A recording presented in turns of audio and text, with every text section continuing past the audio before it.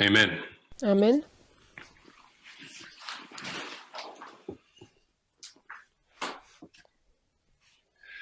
So, greetings again. Takže by som vás chcel pozdraviť znovu. Over this week from Monday through Tento to týždeň od Friday,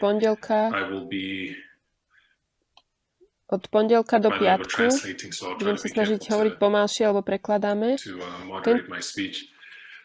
Over this week Tento týždeň from Monday through to Friday, od pondelka do I will piatku be sharing a series entitled budem Abortion, the rozoberať history and the sériu data. nazvanú Abortion, the history and the data. Potraty, And dejiny a I'll dáta. just ask the translators if I'm speaking too Väčšina quick. ľudí, Feel free to send me prekladateľov sa sťažuje, a že hovorím direct príliš messages rýchlo.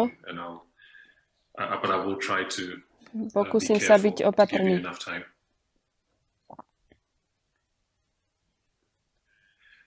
And in this series I'll be sharing, Budem sa zdieľať. I'll ask that there be no interruptions, that you all keep your mics Poprosím, aby muted. ste If you want si to contribute ponechali anything, vypnuté please do mikrofóny. so through the chat function. Ak budete niečo But chcieť beyond that, sa zapojiť, tak I'll prosím just cez ask that we chat. keep our mics muted because there is a lot of material. Máme dosť veľa materiálu, for cez us ktoré to chcem get through. prejsť.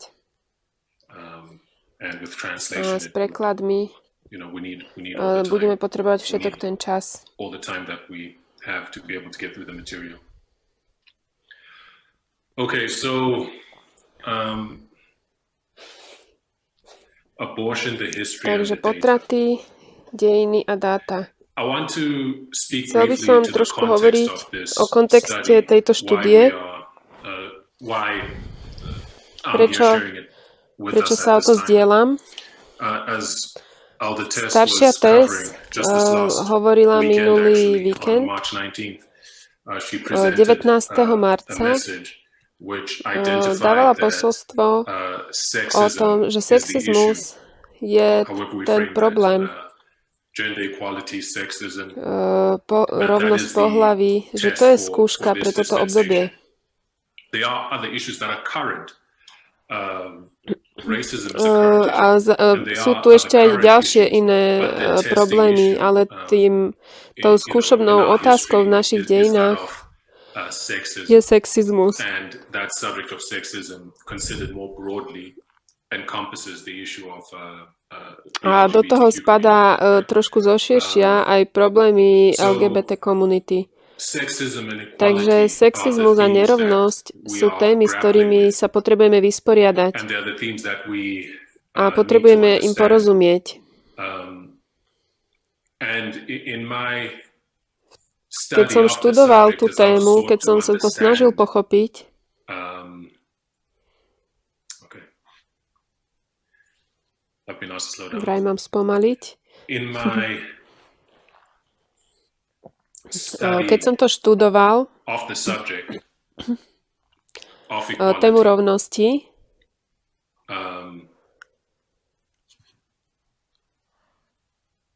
okay, sorry, technical issue. I've been asked to join one of the translation channels that will allow me to better monitor.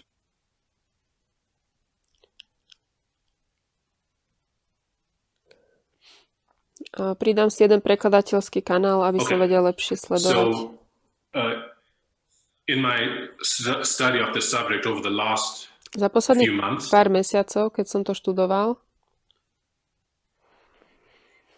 I've realized that the issue uvedomil of som si, že reproductive tá rights, téma tých reprodukčných práv, that you really cannot separate the issue of nemôžeme túto reproductive tému rights oddeliť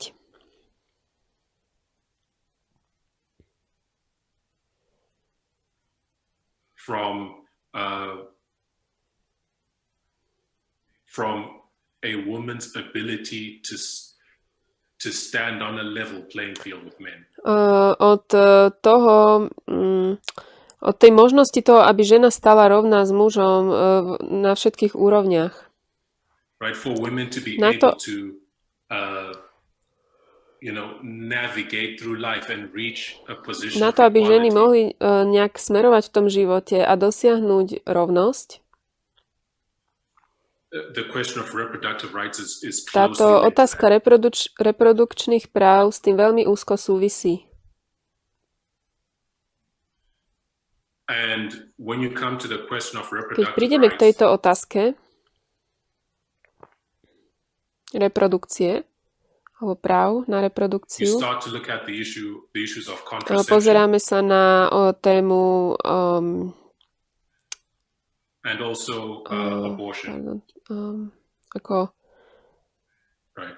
And as I began to ako look at the ochrana pred subject of otehotnením abortion, a tiež je to téma potratov. I realized something that I think most of us will Uvedomil realize, som si niečo, čo by väčšina z nás si uvedomila. which is that many of us, our view of the subject Mnohí z nás, to ako vidíme túto tému, maybe it has changed since the midnight možno sa cry, to zmenilo od polnočného volania, but if we look at the subject of abortion and how ale we keď sa view it, pozrieme na tému potratov a ako ju vidíme, our perspective is generally taken from the right, to naša perspektíva je v podstate zobraná z pravice, from od conservatives. konzervatívcov. And what is the conservative view of abortion? Aký je konzervatívny pohľad na potraty? It's that it's Že je a to sin, hriech? that it's a Je moral to morálne zle? It's viewed in a very black and white moralistic fashion. Je to veľmi taký náhľad čierno-biely, moralistický. Right? And for many of us, even though the light of the two streams has come to Pre us, mnohých z nás, aj keď ku nám prišlo toto svetlo o dvoch zdrojoch informácií alebo dvoch prúdoch, our perspective on that subject hasn't changed. naša perspektíva na túto tému sa nezmenila. So I began to wonder,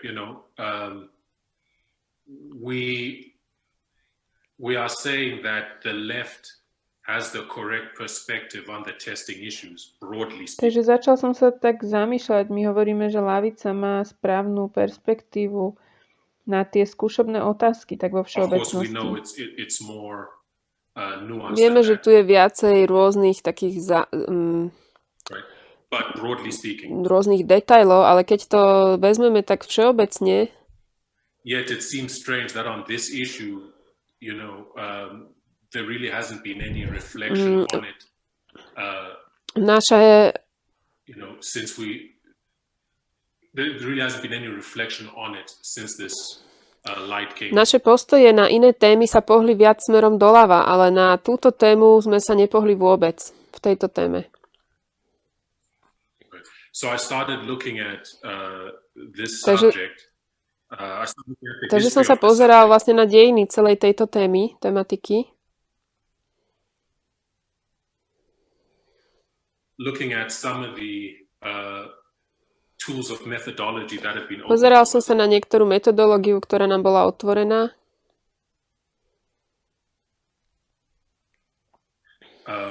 We understand that if you want to understand a subject, Už vieme, že keď chceme nejakej téme rozumieť, you cannot view it in a nemôžeme vacuum, na ňu pozerať vo vákuu.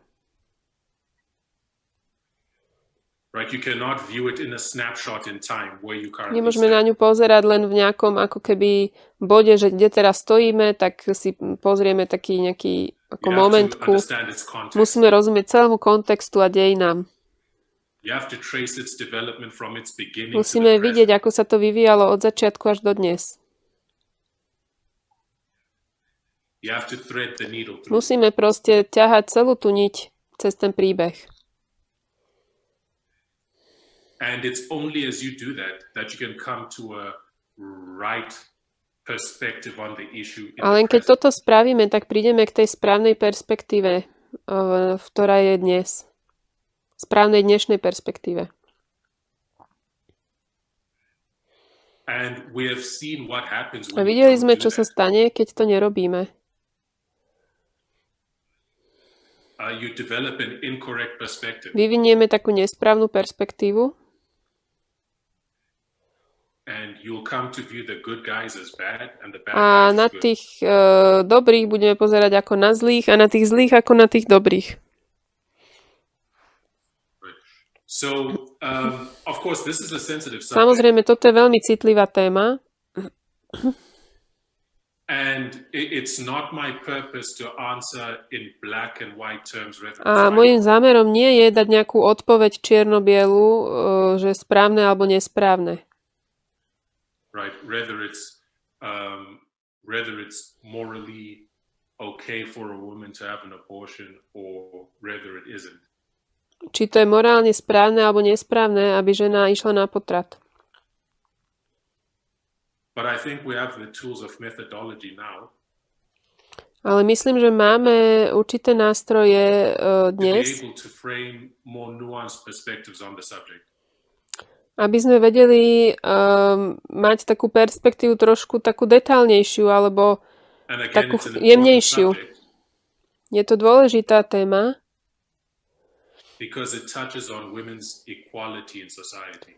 lebo sa to dotýka rovnosti žien v spoločnosti.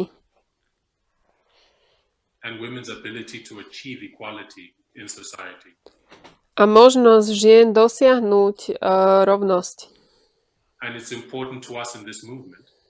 A pre nás je to v hnutí dôležité,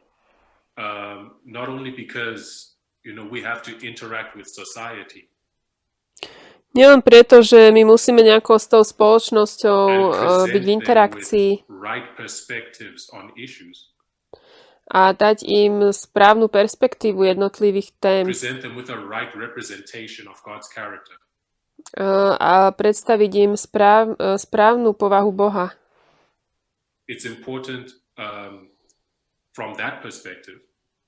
Z tejto perspektívy je to dôležité. But it's also important because even some women in this movement have been confronted with this issue personally. Ale tiež je to dôležité, lebo niektoré ženy v tomto hnutí s týmto boli konfrontované vo svojom živote. So it becomes a very important subject to understand. Takže je pre nás dôležité to pochopiť. So I call this study the history and the data. Takže nazval som tú štúdiu dejiny a dáta. Because these are the two perspectives that I want to take on with the subject. Lebo toto sú tie dve perspektívy, z ktorých by som sa na túto tému chcel pozrieť. I want to look at the history, want to thread through the history of the anti-choice movement in the United States.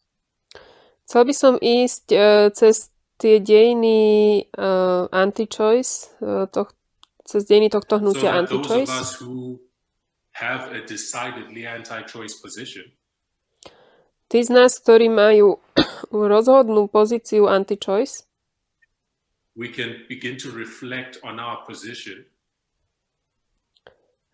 Môžeme začať rozmýšľať trochu o tomto našom postoji. Práve skrze okuliare dejín. Right, and you can find this history in different places.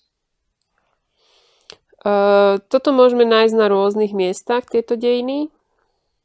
But there's one book that really nailed it down. Ale jedna kniha, ktorá to naozaj ako keby tak zaklincovala.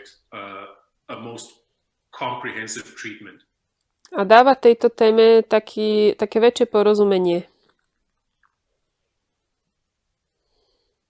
And it's a book called The Lie That Binds. Je to kniha, ktorá sa nazýva Lož, ktorá zväzuje. I'm going to show you an image of it. Ukážem vám ten obrázok.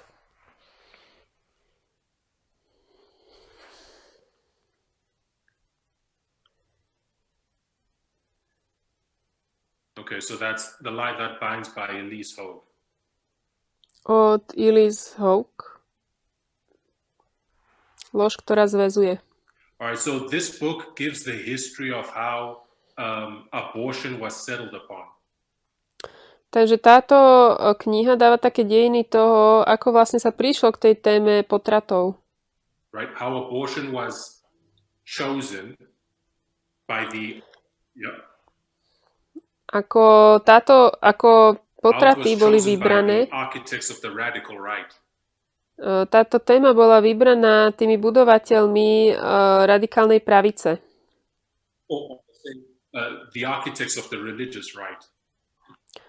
Tými budovateľmi náboženskej pravice.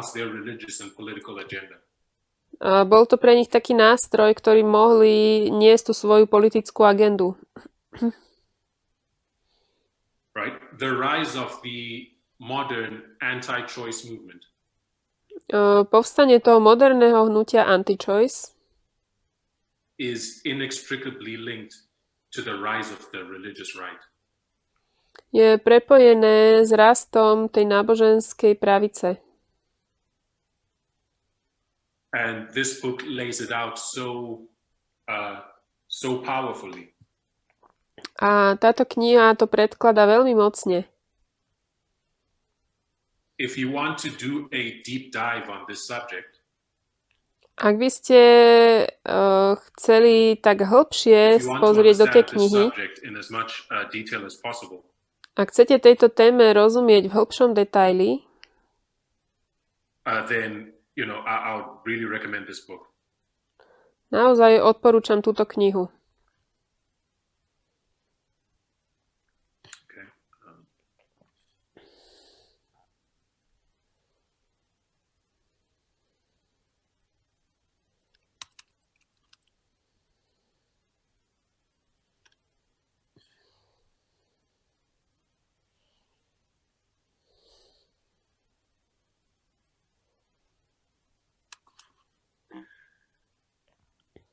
Okay, so I'll just make a note about the author. Ešte niečo ďalšie k tomu autorovi. Illys Hogue, she's an American progressive activist. Illys Hogue je americká aktivistka progresívna. Who served as president of the NARAL. Bola riaditeľkou NARAL pro-choice. NARAL. NARAL. NARAL. Which is the National Association for the Repeal of Abortion Laws. Je to Národná asociácia pre zrušenie potratových práv. And that is it's a reproductive rights lobbying and advocacy organization. Je to organizujúca, lobujúca za reprodukčné práva a obhajobu. Right. So this book lays out the history. Takže táto kniha nám dáva dejiny. And the history of the anti-choice movement. A tie dejiny hnutia anti-choice. But this series is called The History and the Data. Ale toto sa nazýva, alebo túto sériu nazývame Dejiny a dáta. Right. Because we're not only going to be looking at the history of the anti-choice movement. Nebudeme sa len pozerať na dejiny toho hnutia anti-choice. We're going to be looking at at scientific data. A budeme sa pozerať na vedecké dáta. Which answers questions about abortion. Ktoré zodpovedajú otázku ohľadne potratov. Which looks at why women seek abortions. Sú tu odpovede na to, prečo ženy vyhľadávajú potraty. As well as what happens when women are denied abortions. A tiež, čo sa deje, keď im to odoprieme. Right, so it's a comparative study. Je to taká komparatívna štúdia. Right, you have women seeking abortions. O ženách vyhľadávajúcich potraty. What happens when those women receive those abortions? Čo sa stane, keď tie ženy príjmú potraty? What happens to what happens to their families? Čo sa stane s ich rodinami? What happens to, well, first and foremost, what happens to them? Čo sa stane s nimi? Right? Their future, their prospects for their futures. Aký majú taký výhľad do Their budúcnosti? economic independence. Ekonomická nezávislosť, Their health. zdravie, What happens to the children that they already have? čo sa deje s deťmi, ktoré už majú, What happens to the children they are yet to have? a čo sa deje s deťmi, ktoré majú priniesť na svet. What happens when these women receive abortions? Čo sa stane, keď prídu na potrat? As opposed to what happens when they're denied. Oproti tomu, keď vlastne ten potrat nedostanú, Now, this keď im je to odopreté. this comparative study Táto porovnávajúca štúdia is the subject of the second book, je témou tej druhej knihy. and I will share it with you. Pozdielam sa s vami o to. There we go. Right, I hope we see that. The Turnaway study. Tá Turnaway study, to je groundbreaková štúdia, alebo By priekopnícka Diana Green štúdia. Foster. Od Diane Green Foster. Now, this book answers, I'll just read a note about it quickly. Prečítam takú poznámku o tom. Right, the Turnaway study is a groundbreaking study. Je to štúdia, Right, which neviem, studied over 1,000 women over 10 years. to študovali vyše 1000 žien vyše 10 rokov. To seek to add concrete scientific data. A chceli dať k tomu konkrétne vedecké dáta, Or I should say statistical data, štatistické dáta, to give understanding as to, what are the outcomes. aby sme mali porozumenie toho, že aký je ten vlastne výsledok Why toho. this book is important Prečo táto kniha je is dôležitá? because the subject of abortion Je to preto, lebo tá and téma the tých women who find potratov themselves in positions where they're having to seek one. a tiež je to o ženách, ktoré prichádzajú vlastne, ktoré sa nachádzajú v životnej There situácii, že are many vyhľadávajú potrat. assumptions that we tend to have. Máme o tom rôzne uzávery, ktoré si robíme sami pre seba, Right, assumptions about the women's motives. o tom, aké majú tie ženy motívy, Also assumptions about whether or not abortion is ultimately harmful to women. o tom, či to je škodlivé pre ženy alebo nie. And this study really seeks to address and clarify some of those assumptions. A táto štúdia sa snaží tieto veci vyjasniť. Okay, so we're going to begin with The Lie That Binds. I'm going to be drawing heavily from that book. Takže ja budem veľa ťažiť z knihy Lož, ktorá zväzuje. Tam začneme. Right, we're going to look at the history first. Pozrieme sa najprv na dejiny. And it's on the history where we're going to spend most of our time this week. A v tých dejinách tento týždeň strávime väčšinu času. Okay, so what is the lie that binds? What is the lie that is referenced in the title? Aká to je lož, ktorá zväzuje? O čom sa tu hovorí v tom názve?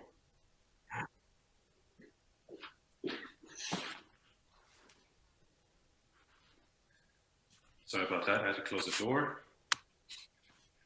What is the lie referenced in the title? O akej lži alebo klamstve sa tu hovorí? It's the v tom idea názve? that the religious right is motivated. The lie is the idea that the religious right is motivated by a concern for the lives of unborn children. Tá lož, ktorá zväzuje, je tá myšlienka toho, že tá náboženská pravica má naozaj záujem o tie nenarodené deti A že to ich motivuje. Right? That is the lie. To je tá lož. What are they really motivated by? What is their real concern? Aká je ich skutočná motivácia? Čo ich naozaj trápi? They're pushed to ban abortion. Oni sú nútení zakazovať potraty. Is really about maintaining a patriarchal, white, male-led social order. Pretože túžia, aby zachovali patriarchálny poriadok sociálny patriarchálny poriadok. A toto je lož, ktorú vlastne vyvádza na povrch táto kniha. Budem čítať z prologu. It makes a nice introductory note. Je tu taký pekný úvod.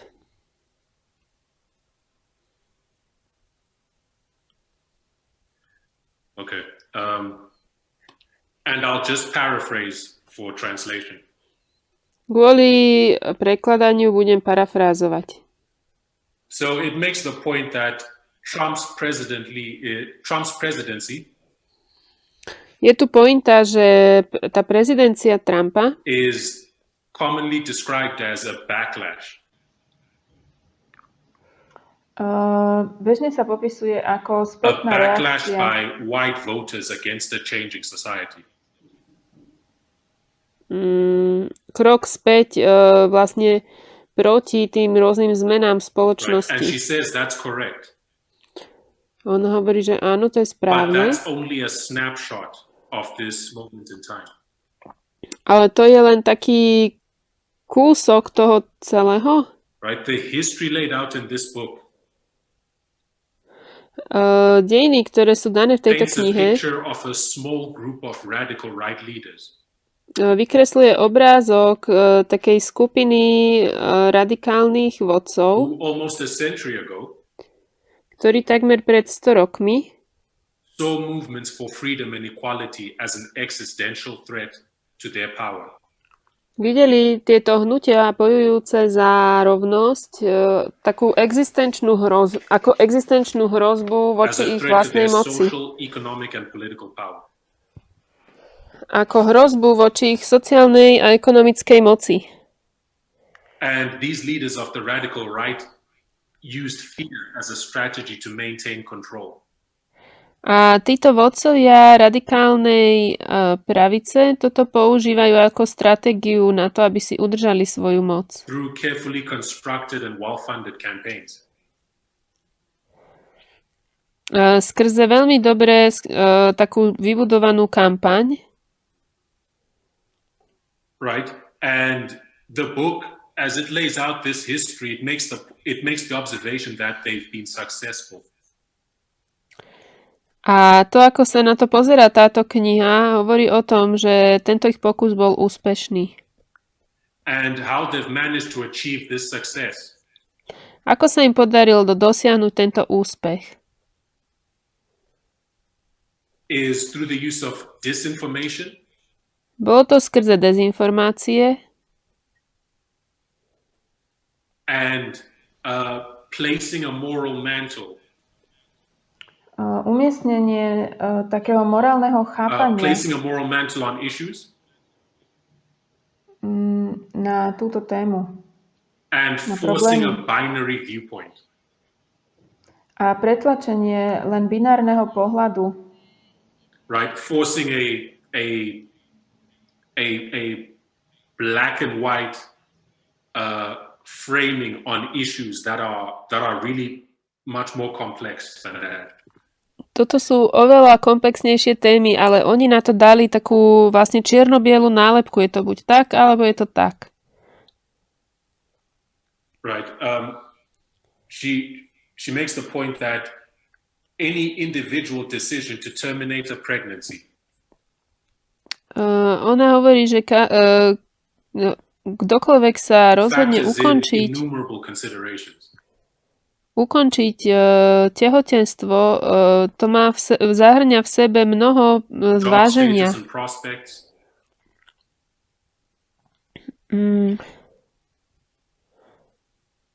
financial savings,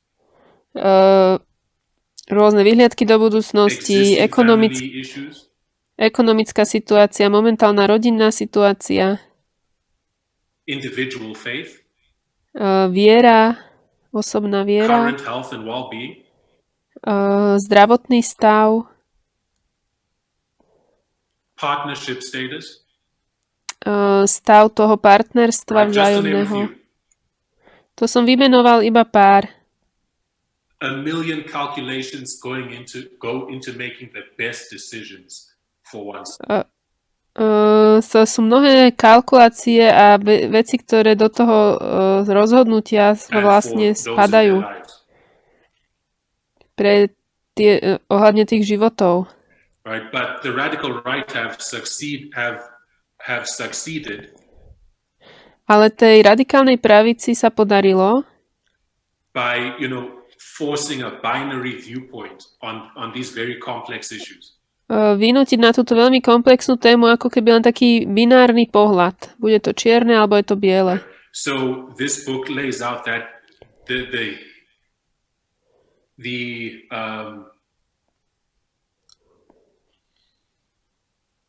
I'll say it that way. The machinery that they constructed. Takže táto kniha predkladá ako keby taký stroj,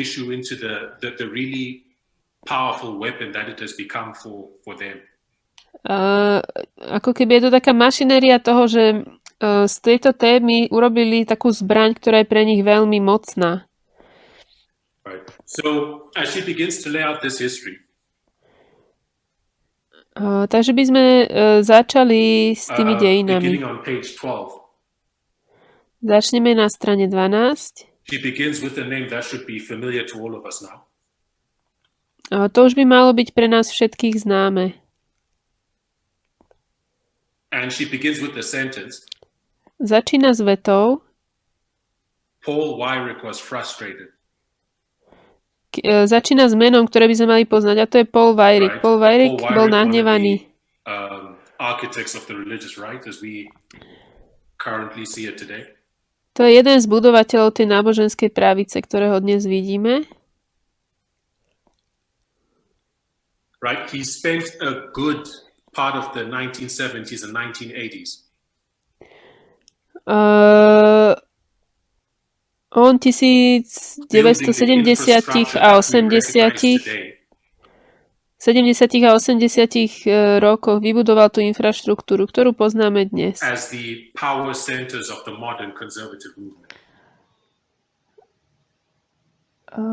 Také mocné konzervatívne centrum. These include organizations that we should become familiar with if we're not already. Toto vytvorilo organizáciu, ktorú by sme už mali poznať, ak ju ešte nepoznáme. Organizations like the Council for National Policy. Ako napríklad Rada pre národnú politiku. The American Legislative Exchange Council, or ALEC. Americká legislatívna rada pre výmenu, v skratke ALEC. And the Heritage Foundation. A základy dedičstva, alebo Heritage Foundation. Right. All these organizations sprang up from Weyrich's ability to form alliances. Všetky tieto organizácie vznikli z tejto Weyrichovej schopnosti vytvárať rôzne spojenia na to, aby mohol napredovať v tom, čo chce.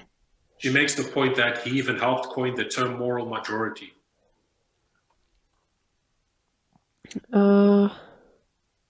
Tiež pomohol sformovať morálnu väčšinu. Which he partnered with Jerry Falwell to do. S čím bol vlastne v partnerstve s Jerry Falwellom. Right, so the history of the modern anti-choice movement. Takže tie dejiny toho moderného anti-choice hnutia really inextricably linked to the rise of the religious right. Sú veľmi prepojené so vzrastom náboženskej pravice. And we cannot have a right understanding of this subject without recognizing that fact. A nemôžeme mať správne porozumenie tejto témy bez toho, aby sme toto pochopili alebo videli. Okay, so she goes on to speak of a conference that Weyrich attended in 1990. Ona potom hovorí o konferencii, ktorú navštívil Weyrich v 1990. It was a men-only conference. Bola to konferencia, kde boli len muži. Right, called the Ethics and Public Policy Conference. Ktorá sa nazývala Konferencia o etike verejnej politiky. Political activists of the conservative movement. Yeah.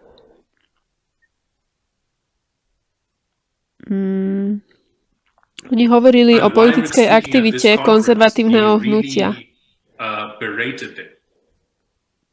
On hovoril na tejto konferencii a on tam niečo karhal, alebo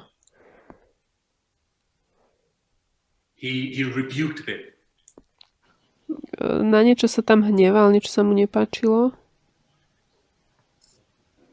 Speaking at this conference, he rebuked the attendees.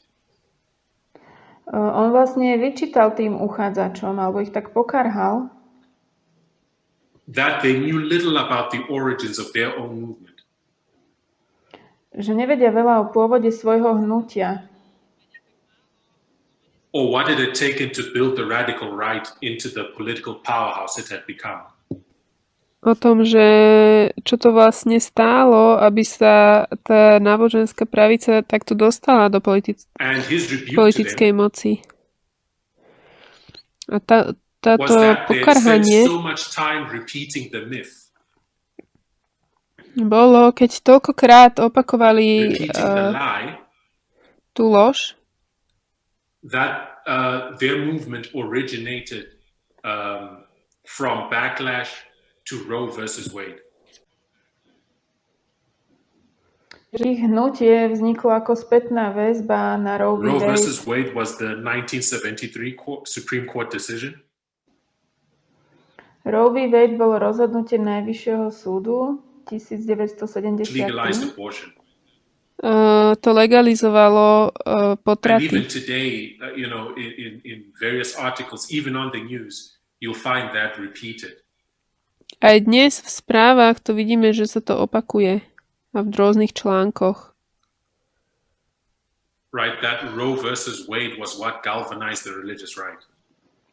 Roe v. Wade je to, čo oživilo náboženskú pravicu. And here he is chastising them, saying that was not the issue. On ich karhá a hovorí, že to tak nebolo. He said they had repeated the lie so much they had come to believe it themselves. On hovorí, že oni toľko opakovali tú lož, že jej sami uverili. And they had lost sight of the true foundation of their movement. A stratili zo zreteľa skutočný základ svojho hnutia.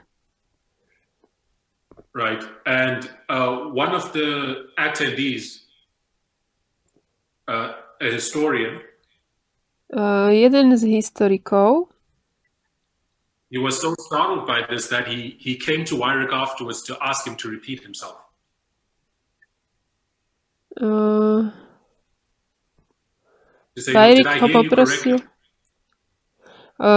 Weyrich ho poprosil, zopakuj prosím ťa, čo si vravel. Naozaj si toto chcel povedať? Takto si to myslel? And Weyrich doubled down.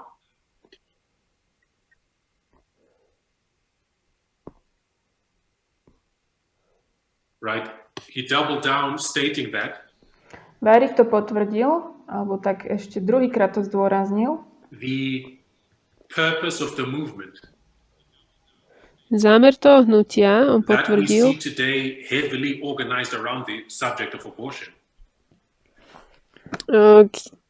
ktorom vidíme, že teraz je veľmi zorganizované okolo tej témy potratov. Right. Or should I say heavily organized around abortion politics. Alebo ako poviem, je to veľmi organizované okolo politiky potratov. Ten pôvodný zámer tohto hnutia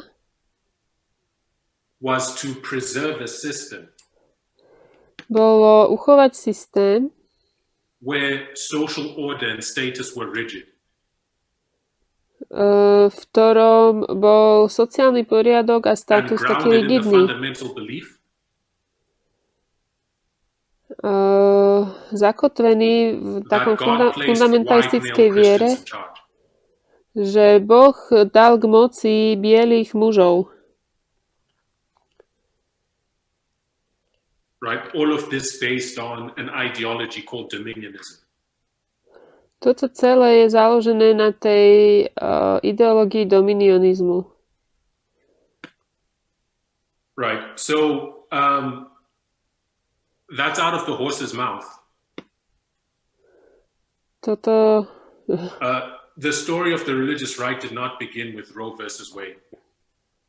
Príbeh náboženskej pravice nezačal s týmto prípadom Roe versus Wade. Where did it begin? Kde to začalo? And this is something that has been covered also, in the presentations that have been opened up to us. A toto je niečo, čo nám bolo otvorené v prezentáciách. It began almost 20 years earlier. Takmer o 20 rokov skôr. In 1954. 1954. With Brown versus Board of Education. Brown versus Výbor pre vzdelanie. Right, so I have a chart here that I will share with you. Mám tu tabuľku, ktorú vám ukážem.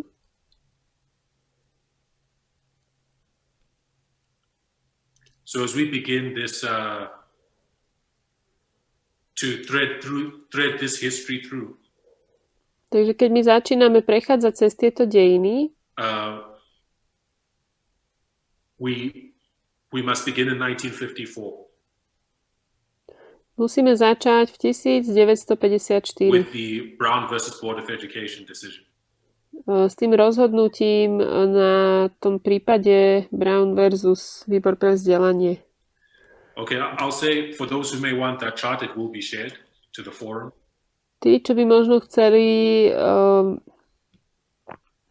tú tabuľku, tak im to ukážem. Dám to do fóra. To sa nemusíte báť. Alright, so what was Brown versus Board of Education? O čom bol tento Brown versus Výbor pre vzdelanie? Right, it was the Supreme Court decision. Bolo to rozhodnutie Najvyššieho súdu, which abolished segregation in public schools. Ktoré skončilo segregáciu vo verejných školách. Right, it abolished it on the grounds that it was unconstitutional. Bolo to na takej úrovni, že sa to už stalo neústavným. And following this court decision, nasledujúc toto rozhodnutie, alebo po tomto rozhodnutí, conservatives opened segregation academies. Konzervatívci náboženskí si otvorili segregačné akadémie. These were their own private schools. To boli ich vlastné súkromné školy. Right, only for their children. Len pre ich deti. Right, or say only for white children.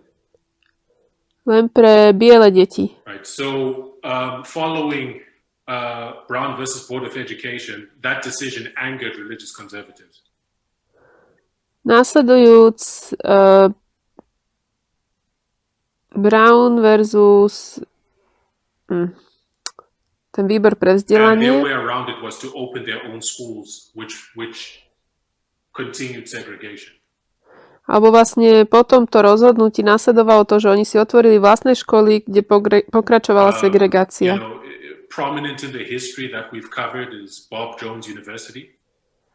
My sme hovorili o dejinách univerzity Bob Jones.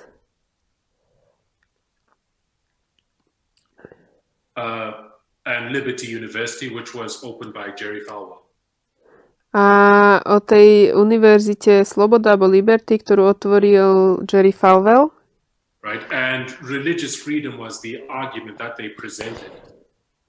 Oni na toto používali argument náboženskej slobody. To shield the racist motives, what they were doing. Aby zakryli tie motívy rasistické toho, čo robili. Okay, so in 1954 you have Brown versus Board of Education. Takže v 1954 je tento súdny prípad. Then in 1968, potom v 1968 a group of black parents saw what was going on. Skupina čiernych rodičov videla, čo sa deje. That while segregation was unconstitutional, že segregácia bola neústavná. In practice it was still continuing through these private schools. Ale v praxi pokračovala vďaka týmto súkromným školám. So they brought a case against these segregation academies. Takže oni vlastne tiež z toho bol súdny prípad voči týmto voči týmto akadémiám a bolo to nazývaný v 60. rokoch Green versus Connolly. Toto bolo za Richarda Nixona. Right, beginning interventions against the tax-exempt status of these segregation academies. Začali zasahovať tým, že im odňali právo neplatenia daní ako akadémii. Right, on the grounds that they practiced de facto segregation. Bolo to na tom základe, že oni vlastne de facto praktikovali segregáciu. And it was this move a bol to tento krok, that outraged the religious right. Ktorý veľmi nahneval náboženskú pravicu. And led them to begin to mobilize politically. A viedol ich k tomu, aby sa politicky zmobilizovali. And of course we know Jerry Falwell was one of the leaders of this mobilization. My vieme, že Jerry Falwell bol jeden z vodcom tejto segregácie. Right, as you thread through this history. Ako cez tieto dejiny ideme alebo ťaháme takú niť. At the time the religious right was becoming politically activated. Uvidíme, že v tomto čase sa tá náboženská pravica začala politicky aktivizovať. Abortion was not part of their agenda. Potraty už neboli súčasťou ich agendy. The few points, this is laid out on pages 16 to 19 of the book. Toto je na stranách 16 až 19 tej knihy. And it makes the point that Falwell himself a je tu taká pointa toho, že sám Falwell didn't mention the word abortion in a sermon until 1978. Takže to slovo potrat nebolo spomenuté až do kázne roku 1978. Right? Falwell didn't mention abortion in the sermon until 5 full years after Roe versus Wade. Sam Falwell toto slovo ani nespomínal až do 5 rokov od toho súdneho prípadu Roe versus Wade. Right? It then cites others. Potom tam cituje ďalších. It quotes W.A. Criswell. W.A. Criswell. Who was a president of the Southern Baptist Convention. Prezident konvencie južných baptistov. And he supported Roe versus Wade. Podporil tento prípad Roe versus Wade. And his reasoning was as follows. A mal následovný dôvod. He says, I have always felt that it was only after a child was born. A hovorí, ja vždy som to tak cítil, že je to až potom, ako sa to dieťa narodí and had a life separate from its mother, a je schopné samostatného života od svojej matky, that it became an individual person. že sa stáva človekom. And it has always therefore A teda vždy seemed to me sa mi to zdalo, that what is best for the mother and for the future should be allowed. Že sa má dovoliť to, čo je najlepšie pre matku a jej budúcnosť. Right? This was a former president of the Southern Baptist Convention shortly after the decision was passed in Roe versus Wade. Toto bol ten bývalý prezident tej konvencie južných baptistov. Krátko potom, ako sa to rozhodnutie ujalo. 1971 the Southern Baptist Convention passed a resolution táto južná konvencia vydala vyhlásenie, that encouraged its followers to work for legislation to legalize abortion. Vyhlásenie, ktoré povzbudzovalo ich následovníkov, aby pracovali v prospech legislatívy, ktorá zlegalizuje potraty. And they outlined a whole range of scenarios A dali návrhy rôznych scenárov, kedy verili, že potraty sú where they správna believed vec. abortion would be right and good. či verili, že je to správne, tie potraty. And it makes the point that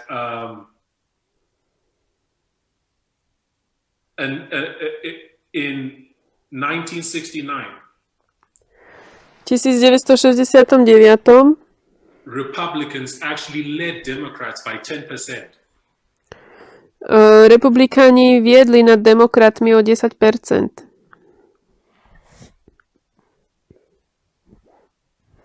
In their support for legalized abortion. Tejto podpore na tom, aby sa legalizovali potraty. And another poll found that in 1972, 1972 68% of Republicans believed abortion to be a private matter between a woman and a doctor. 68% republikánov verilo, že potrat je súkromná vec medzi ženou a jej doktorom. Right. So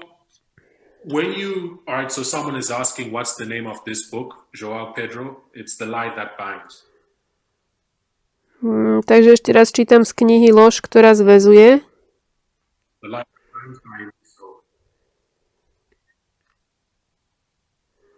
So when you survey the landscape of the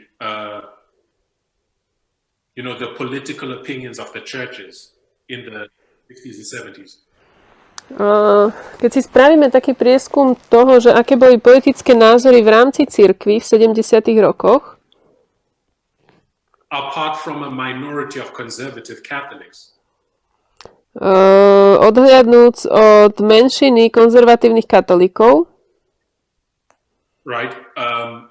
The attitude of the evangelical churches towards abortion, ten postoj tých evangelikálnych cirkví ohľadne potratov was really where it wasn't indifference, it was actually support. To nebolo, že im to bolo jedno, oni vlastne to podporovali, oni boli za legalizáciu. Až oveľa neskôr that we see this shift taking place. Tu vidíme zmenu.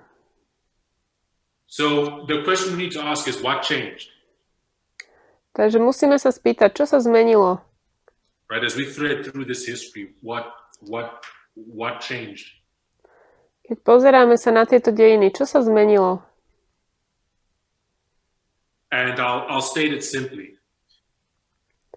Poviem to jednoducho. What changed was this religious movement. To, čo sa zmenilo, bolo toto náboženské hnutie, built around politicizing the issue of race, ktoré bolo vybudované okolo toho, že sa spolitizovala otázka rasy. A to už začal strácať na sile. Right? Their fight to preserve segregation became less popular. Ten ich boj za to, aby sa zachovala segregácia, už nebol taký populárny. The civil rights movement was active at the time. V tej dobe bolo aktívne hnutie za občianske práva.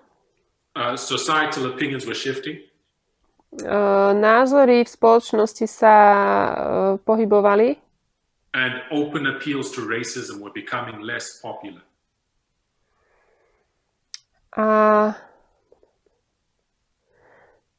So they began to look for new issues to keep their base engaged. Verejné prejavy rasizmu už neboli také populárne, takže oni potrebovali nejakú novú tému na to, aby tá ich základňa vlastne bola stále aktívna. Influence the broader society. A snažili sa ovplyvniť širšiu spoločnosť. Right, so they went for a fishing expedition. Takže išli na takú, ako keby urobili si taký výskum, takú expedíciu. And while on this expedition, zatiaľ, čo boli na tejto expedícii, they came across a woman. Prišli k žene alebo stretli sa so ženou, ktorá sa volala Illys Hogue. Illys Hogue. Illys Hogue. So when you look at the rise of the religious right, keď sa pozrieme na rast náboženskej pravice, they are individuals that figure prominently in that history. Sú tu jednotlivci, ktorí v týchto dejinách vystupujú. And Illys Hogue is one of them.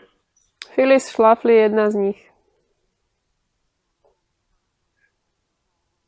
I believe she's the subject. I think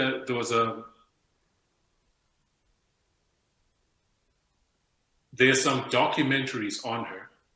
Myslím, že sú o nej nejaké dokumenty. And I think there was even a TV series on her recently. Dokonca myslím, že bola nejaká séria natočená televízna nedávno. Nejaká taká biografia. I say that only to point out that she is recognized for the impact that she had.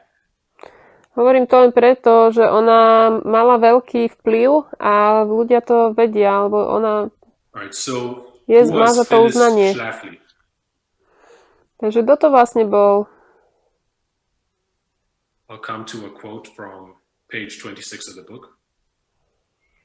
Prídeme na stranu 26.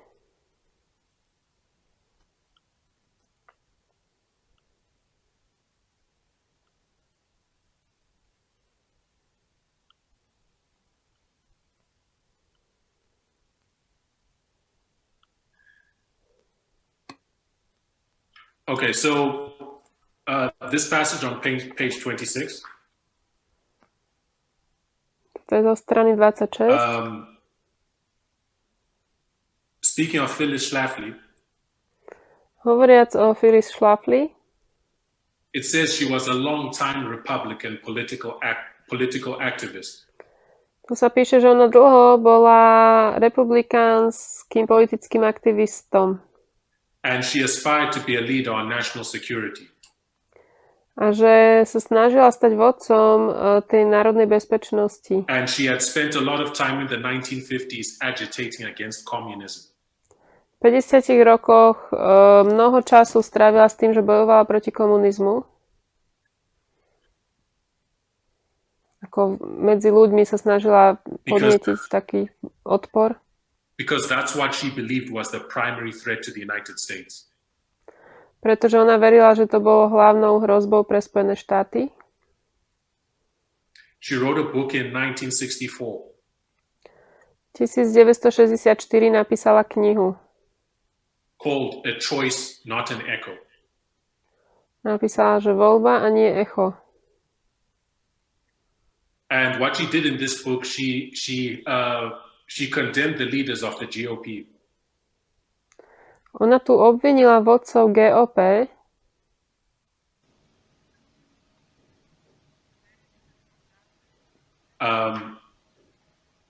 she blamed them for undermining far-right populism. Obvinila ich z toho, že podceňujú ultrapravičiarsky populizmus and drawing the party to a moderate position. A ťahajú stranu k tým stredovým pozíciám. Right, and it's not in this note, but Phyllis Schlafly endorsed Trump. Phyllis Schlafly pretlačala Trumpa during his first campaign. Počas jeho prvej kampane. Right, and she said he was what they had been fighting for all this time. That's what she said. A povedal, že on je to, za čo my celý čas bojujeme. Right, a radical right-wing populist. Radikálni pravičiarski populisti. And she died shortly after that. Krátko na to zomrela. But I make that point to say, you can begin to see the populist, you can trace the populist impulse in the Republican Party way before Trump. Môžeme vidieť ten populistický impuls. But you could trace the Republican impulse in the Republican Party to way before Trump. Ten republikánsky impuls môžeme vidieť ešte dávno pred Trumpom. So Schlafly, she desperately wanted to find a foothold in the Republican Party. Schlafly sa veľmi snažila nájsť nejaké také miesto v tej republikánskej strane. She was an elected delegate to every Republican National Convention from 1952 onward. Ona vždy bola voleným delegátom na túto republikánsku konvenciu od 1950 rokov ďalej. But she lost elections for both a congressional seat and for the role of president of the National Federation of Republican Women. Ale ona vlastne nevyhrala voľby ani do kongresového kresla, ani za prezidentku Národnej federácie republikánskych žien. So it's round about this time. Je to asi v tomto čase. I think this is the 1970s. V 70. rokoch. There was another development that was taking place. Keď sa tu dial aj iný vývoj. Which was the move to pass the Equal Rights Amendment. A to bol vlastne snaha o to, aby prešiel ten dodatok o rovnosti práv. Right. The Equal Rights Amendment. Tento dodatok o rovnosti práv. Also referred to as the ERA. Poznáme to aj ako ERA. It was a constitutional amendment that was first proposed in 1923. Bol to ústavný dodatok, ktorý bol prvýkrát navrhnutý v 1923. And it passed by Congress in 1972. A kongresom prešiel v 72. And it sought to guarantee equal rights for all American citizens, regardless of sex. A on hľadal rovnosť pre všetkých amerických občanov, nezávisiac od pohlavia. And it sought to do this by ending the legal distinction between men and women ending the legal distinction between men and women. Chcel to spraviť tak, že ukončí každý legálny rozdiel medzi mužom a ženou in matters of divorce, property, employment and other issues. Keď príde na rozvod, majetok, zamestnanie a rôzne iné témy.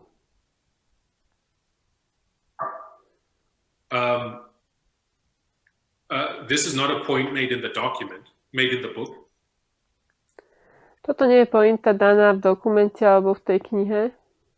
A New York Times article Článok New York Times states that as much as 80% of Americans believe that women and men are already explicitly guaranteed equal rights by the Constitution. 80% Američanov chybne veria tomu, že muži a ženy už majú rovné práva dané ústavou. But it currently only does so on the right to vote. Ale týka sa to len ohľadom práva voliť. And the Equal Rights Amendment was designed to fix that, to remedy that omission. A tento dodatok za rovné práva to mal napraviť.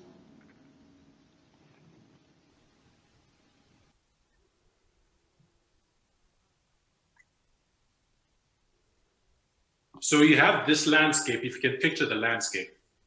Takže máme tu taký obraz toho celého. You have the architects of the religious right.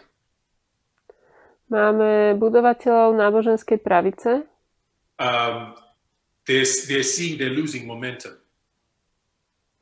Oni vidia, že strácajú svoju silu. And they're looking for new issues to keep their movement active. A hľadajú nové témy, pomocou ktorých by zachovali aktivitu toho svojho hnutia. Then you have this maverick politician, Phyllis Schlafly. Potom tu máme túto političku Phyllis Schlafly, ktorá je veľmi ambiciózna. Also looking for a way to elevate herself in the ranks of power. Tiež hľadá spôsob, ako vlastne sa dostať vyššie v tej politickej moci. Then you also have this Equal Rights Amendment that is being passed and is being agitated and being promoted. Potom tu máme tento dodatok o rovných práv, o ktorom sa hovorí. Vlastne sa to rieši. Keď to Schlafly videla, tak spozorovala. She saw that her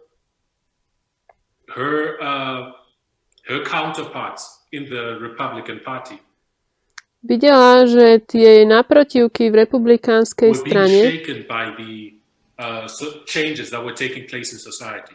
oni boli otrasení tými zmenami, ktoré sa diali v spoločnosti. They were concerned that the sexual revolution of the 1960s would be devastating to American society. Boli presvedčení, že sexuálna revolúcia, ktorá sa diala v 50. rokoch, bude devastačná pre spoločnosť.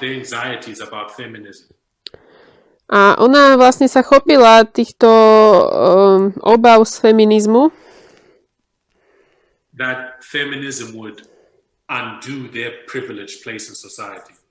Že feminizmus, celý to ich privilégium, ktoré majú v spoločnosti, že zruší. Right. So she read the currents that were at play at that time. Takže ona ako keby vedela vyčítať tie súčasné problémy tej doby. And she seized upon the ERA, the Equal Rights Amendment. A videla, že tento ERA, ten dodatok o rovných právach, as a symbol of the threat to society, as a symbol of all that was going wrong. Bol symbolom toho všetkého, čo bolo hrozbou pre spoločnosť, čo sa začalo kaziť. As the Equal Rights Amendment went to the states for ratification. A keď vlastne to išlo do jednotlivých štátov pre ratifikáciu, videla, that the threats to gender norms were now a living reality. Videla, že tie hrozby tých rolí pohlaví naozaj už boli realitou. And as she made a shift, a spravila takú zmenu from her sort of anti-communist focus, od toho zamerania antikomunistického, as a shift to attacking the Equal Rights Amendment. K tomu, že začal vlastne útočiť na tento dodatok tých rovných práv.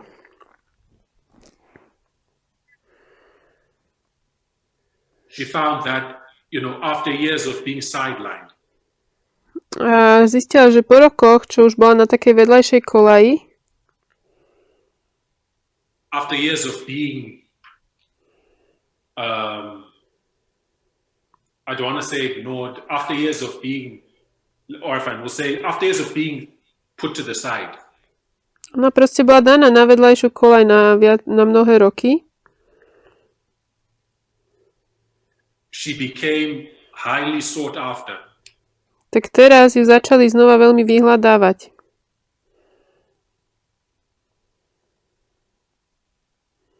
Right, by right-leaning GOP leaders.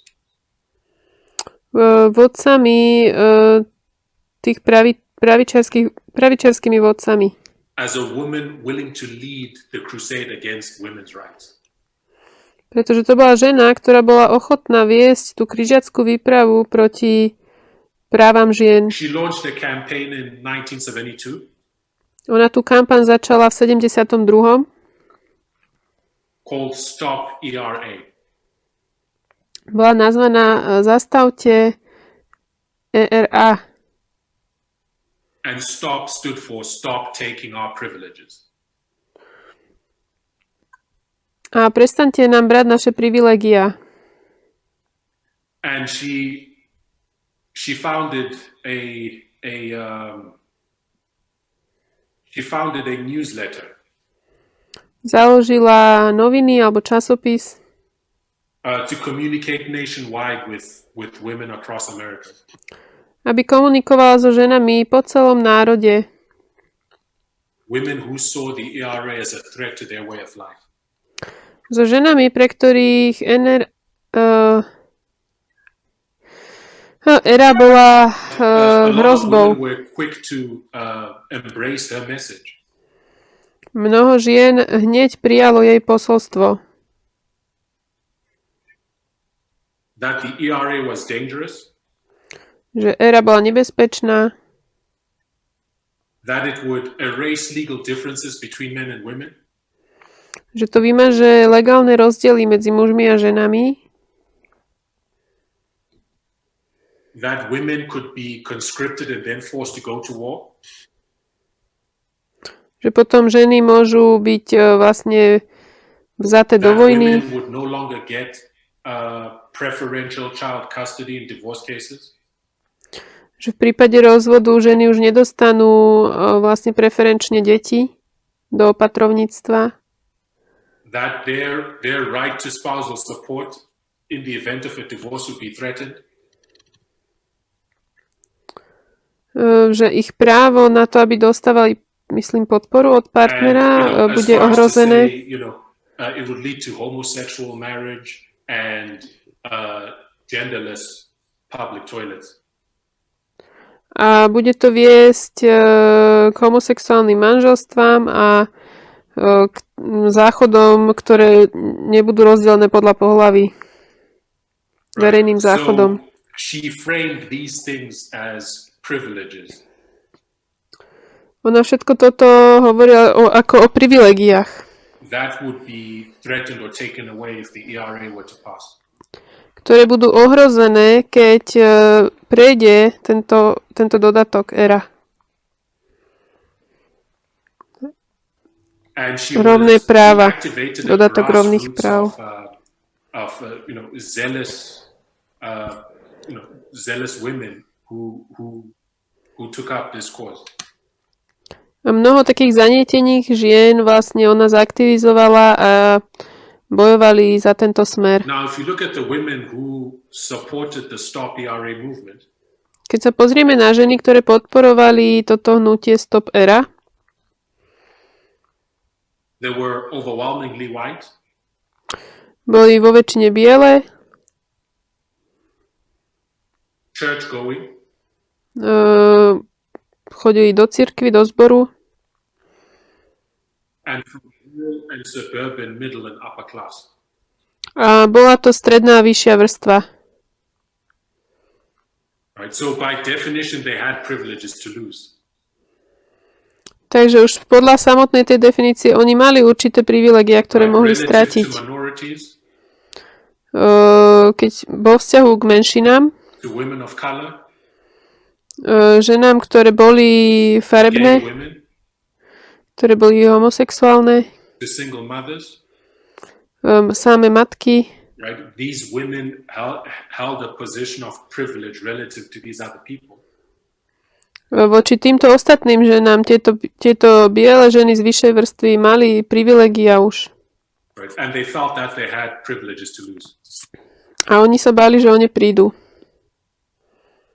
Right. So Schlafly's campaign was effective. Takže táto jej kampaň bola efektívna.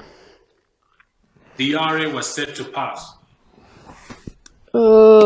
Ten ERA mal prejsť. Over 30 states quickly ratified it. Vyše 30 štátov ho veľmi rýchlo ratifikovalo. But as the Stop ERA movement began to work, ale ako začalo pracovať toto hnutie Stop ERA, right, the progress slowed down. Ten postup sa spomalil.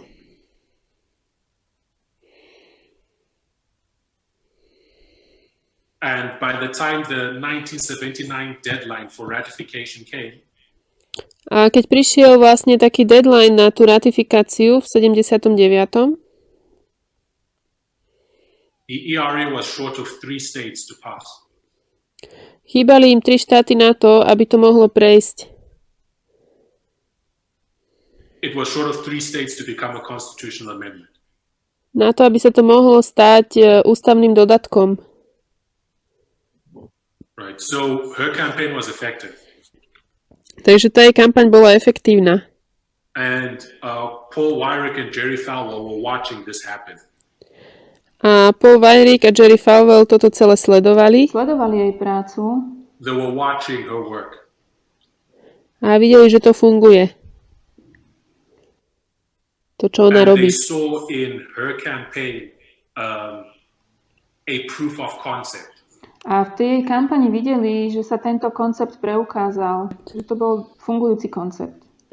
What they saw, to, čo oni videli, was that their constituents, bolo, že white religious conservatives, že vlastne tí ich podporovatelia, bieli náboženskí konzervatívci, could be activated by issues more than just race or white supremacy.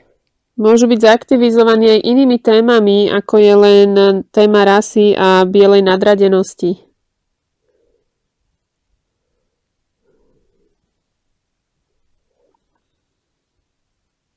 They became convinced that at that time, a zostali presvedčení, že vtedy, v tom čase, when civil rights was making progress, keď tieto občianske práva postupovali, and openly racist appeals were losing their appeal. Openly racist appeals were losing their power. A tie jasne také rasistické výzvy už strácali na moci, alebo prejavy. They determined to tone down on their racism, to draw back on that a bit. Rozhodli sa trošku sa stiahnuť z toho rasizmu. And persuade more Americans to fear the impact of giving freedom and power to women. A rozhodli sa, že idú presvedčovať Američanov o tom, že aký to bude mať dopad na to, keď ženám dajú moc a slobodu. So we're coming... Prichádzame ku koncu. Vypršal nám už čas. I know it's been a lot of history. Viem, že je to mnoho dejín. But I hope you've been able to follow. Dúfam, že ste to stíhali sledovať. Right. But in any case, to summarize. Aby som to zhrnul.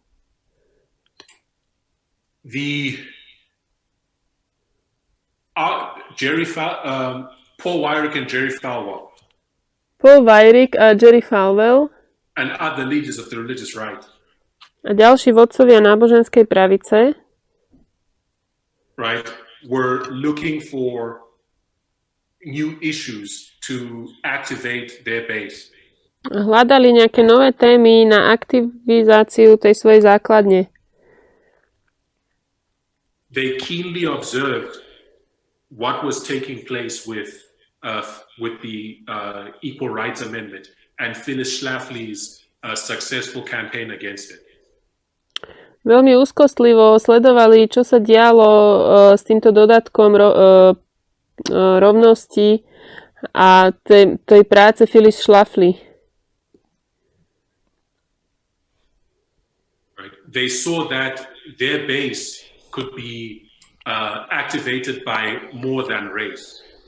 A videli, že tá ich základňa môže byť zaktivizovaná aj niečím iným ako len rasou ako takou. And it's shortly after that.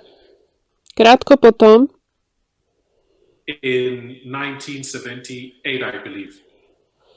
V 1978, myslím, a conference call takes place. Sa dial konferenčný hovor. Whereas these architects of the religious right were strategizing. Kde títo architekti tej náboženskej pravice robili takú stratégiu. With the backdrop of what they had seen happen with the ERA. Keď vlastne videli, čo sa stalo s tým ERA. That someone in that conference call said, "What about abortion?" Že niekto z tej konferencie povedal, že no a čo keby sme sa zaoberali potratmi. And that conference call, it's if we may call it, that conference call was a turning point. A tento konferenčný hovor bol bod obratu. In terms of the political strategy of the religious right. Ohľadne politickej stratégie náboženskej pravice. So we're going to talk more about that history of that shift. Takže o týchto dejinách budeme hovoriť viac. In our next study.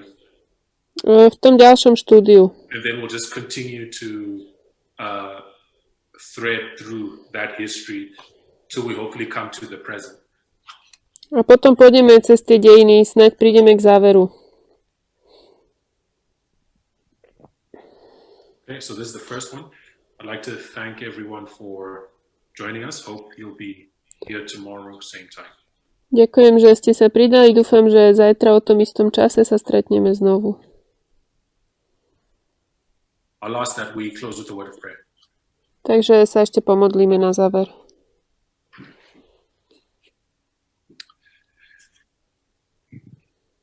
Father in heaven, Lord, we thank you for the ground we've been able to cover. Drahý Pane, ďakujeme Ti za to, čo sme mohli prejsť spolu. Help us in the time that we have to touch on all the points that we need to reach. Pomôž nám, aby sme sa mohli dotknúť všetkých bodov, ktoré sú potrebné. Give us the context and the perspective of this issue. Daj nám kontext a perspektívu tejto témy. And the understanding of its history. A porozumenie tých dejín. That will allow us to rightly understand it today. Aby sme tomu správne dnes rozumeli. And rightly treat the people who are confronted with this situation today. A správne sa správali k ľuďom, ktorí sú v tejto situácii. Please bless us and keep us where we are. Prosíme, požehnaj nám a udržuj nás tam, kde sme. For we ask it in Jesus' name. Modlíme sa v mene Ježiša. Amen. Amen.